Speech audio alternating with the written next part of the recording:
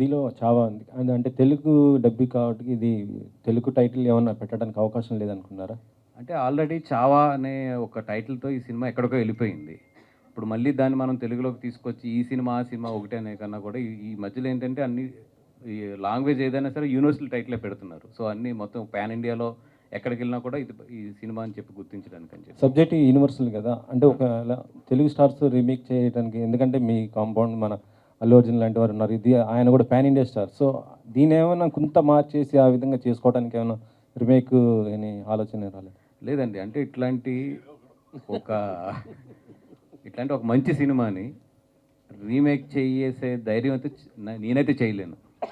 ఎందుకంటే ఈ క్వాలిటీని మళ్ళీ రీజనరేట్ చేయడం అని గాని, లేదంటే వాటెవర్ ఈ సినిమా సృష్టించిన ఒక ఉన్నది. అది ఈరోజు రీమేక్ చేయడం అనేది హైలీ ఇంపాసిబుల్. అండ్ ఈరోజు నాకు తెలిసి రీమేక్ ట్రెండ్ అనేది పోతుంది. ఎందుకంటే ఇప్పుడు ఈ సినిమా నాకు తెలిసి ఇంకొక 35 డేస్‌లో ప్లాట్‌ఫార్మ్స్ మీదకొస్తది.